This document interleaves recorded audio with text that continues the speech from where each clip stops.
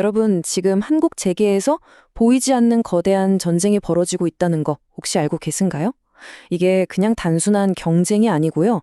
겉으로 보이는 것보다 훨씬 더 복잡하고 또 치밀하게 수십조 원이 걸린 엄청난 패권 다툼입니다. 오늘 이 시간 그 보이지 않는 전쟁의 진짜 모습을 낱낱이 파헤쳐 보겠습니다. 이 전쟁의 판돈이 얼마냐? 바로 이 숫자, 41조 원입니다. 와, 정말 감이 잘 안 오는 액수죠? 이게 뭐냐면 2030년에 예상되는 해저 케이블 시장의 가치인데요. 우리나라 1년 국방 예산에 버금가는 그야말로 어마어마한 규모입니다. 바로 이 거대한 시장을 누가 차지할 것이냐? 이걸 두고 지금 대한민국 대표 대기업들이 그야말로 정면으로 부딪히고 있는 겁니다. 자, 그럼 전선이 어떻게 짜여 있는지 한번 볼까요? 이게 그냥 두 회사가 싸우는 게 아닙니다. 이 구도를 보시면 방어하는 쪽은 LS그룹과 한진그룹 연합이고요. 공격하는 쪽은 호방그룹과 하림그룹 연합입니다. 아니, 어떻게 이 네 개의 거대 그룹이 이렇게 복잡하게 얽히게 된 걸까요? 이건 뭐 거의 대리전 양상이죠. 그런데 말이죠. 왜 하필 지금 이렇게까지 치열한 싸움이 벌어지는 걸까요? 그 배경에는요, 한국 자본시장에 아주 근본적인 변화가 숨어 있습니다. 한마디로 이 판의 규칙 자체가 완전히 바뀌고 있다는 뜻입니다. 핵심은 바로 이겁니다. 예전에는 뭐 총수일가의 힘이 거의 절대적이었잖아요. 근데 이제 시대가 바뀌었습니다. 무조건 주주 가치를 최우선으로 생각해야만 하는 시대가 온 거죠. 바로 이런 변화가 행동주의 펀드 같은 공격수들이나 경영권 분쟁이 벌어지기 딱 좋은 환경을 만들고 있는 겁니다. 그렇다면 이 공격수들은 도대체 어떤 무기를 들고 싸우는 걸까요? 놀랍게도요, 아주 작은 지분만으로도 기업 전체를 뒤흔들 수 있는 강력한 무기가 있습니다. 네, 바로 단 3%의 지분으로 말이죠. 아니, 3% 가지고 어떻게 그게 가능할까요? 이게 바로 상법에 보장된 아주 막강한 권한들인데요. 말 그대로 법적인 칼날이 손에 쥐어지는 거죠. 예를 들어서 갑자기 주주총회를 열자고 요구해서 경영진을 압박할 수도 있고요. 또 회사 돈이 제대로 쓰이고 있나 한번 봅시다 하면서 회계장부를 다 열어볼 수도 있습니다. 심지어는 아니 저 이사 일 제대로 못하는 것 같은데 해임하세요. 이렇게 요구할 수도 있다는 겁니다. 정말 단 3% 지분이 순식간에 회사를 위협하는 무서운 무기가 되는 순간이죠. 자, 이렇게 날카로운 공격이 들어오는데 그럼 방어하는 쪽은 가만히 있을까요? 천만에요. 방어 전략 역시 정말 놀랍게 진화하고 있습니다. 우리가 알던 고전적인 방어 카드, 백기사가 완전히 새로운 모습으로 업그레이드 됐습니다. 혹시 백기사라는 말이 좀 낯선 분들도 계실 테니 간단히 짚고 넘어갈게요. 말 그대로 회사가 위험에 처했을 때 나타나서 구해주는 백마탄 기사 같은 존재입니다. 우리 편이 되어주는 우호적인 투자자를 말하는 거죠. 하지만 요즘 백기사는요, 그냥 돈으로 지분만 사주는 그런 단순한 역할이 아닙니다. 훨씬 더 똑똑해지고 치밀해졌어요. 바로 이 세 가지 형태로 진화했습니다. 훨씬 더 은밀하고 복합적이고 또 치밀한 전략을 구사하죠. 자, 하나씩 한번 뜯어보겠습니다.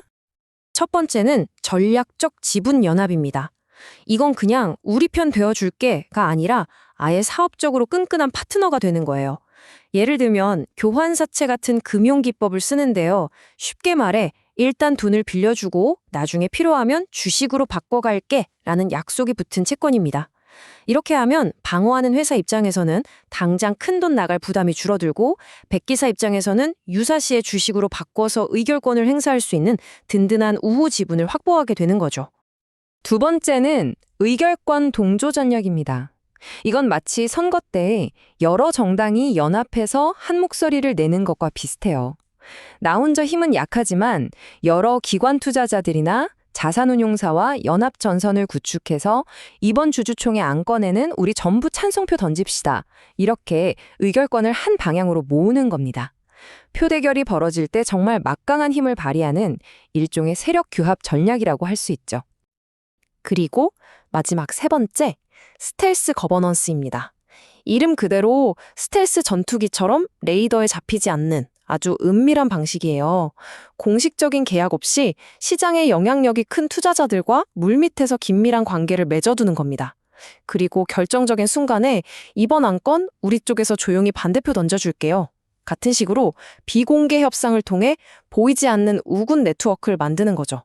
분쟁이 터지기 전에 미리 방어막을 쳐두는 정말 고도의 전략입니다. 자, 그럼 이런 최신 전략들이 실제 전쟁터에서는 어떻게 쓰이고 있을까요? 다시 LS그룹과 호방그룹의 대결로 돌아가 보겠습니다. 이 싸움은요, 말 그대로 현대 기업 전쟁의 교과서라고 할 수 있습니다. 이 슬라이드를 보시면 양쪽의 전략이 한눈에 딱 들어오죠. 왼쪽의 공격수 호방그룹은 3%라는 법적 칼날을 휘두르면서 하림과 손을 잡고 심지어는 LS의 우군인 한진까지 압박합니다. 반면에 오른쪽 방어자 LS그룹은 어떤가요? 실탄을 확보하고 주가를 방어하고 한진과 LIG라는 강력한 백기사 동맹을 만들어서 정면으로 맞서고 있습니다. 그야말로 창과 방패의 대결이죠. 호반의 공격은 정말 치밀하고 영리합니다. 5% 이상 지분을 사면 공시해야 하니까 그걸 피하려고 여러 계열사로 지분을 쪼개서 매입하는 기지를 발휘했죠.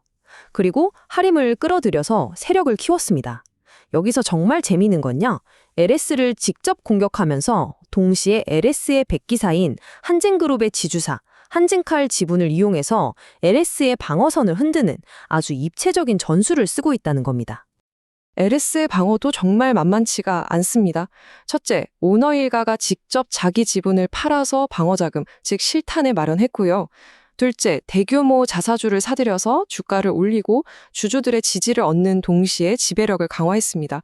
셋째, 결정적으로 한진그룹을 아까 설명드린 전략적 지분연합 방식 교환사채를 통해 백기사로 확보했죠. 그리고 마지막으로 LIG그룹과도 동맹을 맺으면서 방어선을 2중, 3중으로 아주 튼튼하게 구축했습니다. 자, 그럼 이 거대한 기업들의 전쟁이 우리 같은 일반 투자자들한테는 과연 어떤 의미가 있을까요? 이 복잡한 싸움 속에서 우리는 어떤 기회를 찾아낼 수 있을까요? 투자자로서 우리가 꼭 기억해야 할 핵심 원칙이 바로 이겁니다. 경영권 분쟁이 벌어지면요, 양쪽 모두 우호 지분을 한 주라도 더 모으고 또 주주들의 마음을 얻기 위해서 필사적으로 주가를 올리려고 합니다. 우리 회사 괜찮습니다. 우리 주식 사주세요. 하고 어필하는 거죠. 바로 이 과정에서 주가가 크게 뛸 수 있다는 겁니다. 다시 말해서 이런 분쟁 자체가 하나의 투자 기회가 될 수 있다는 거죠. 앞으로 시장을 보실 때 이 세 가지 포인트를 꼭 기억해 두시면 좋습니다.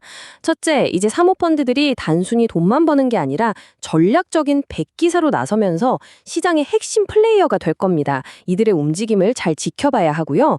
둘째, 단순히 방어만 잘하는 게 아니라 ESG 경영처럼 명분까지 갖춘 기업이 결국 여론전에서도 이기고 생존할 가능성이 높습니다. 그리고 마지막으로 이제 이런 지배구조 이슈는 더 이상 일부 기업만의 얘기가 아닙니다. 시장 전체를 움직이는 아주 중요한 변수가 되었다는 점을 꼭 기억해야 합니다. 결국 이 모든 복잡한 싸움은 이 질문 하나로 모아집니다. 지배구조가 급변하는 이 새로운 전쟁터에서 과연 최후의 웃는 자는 누가 될까요? 기업의 장기적인 가치를 지켜낸 경영진일까요? 아니면 단기적인 이익을 챙긴 공격수일까요? 혹은 그 과정에서 주가 상승의 과실을 얻은 우리 같은 주주일까요? 그 답은 앞으로 시장이 우리에게 직접 보여줄 겁니다.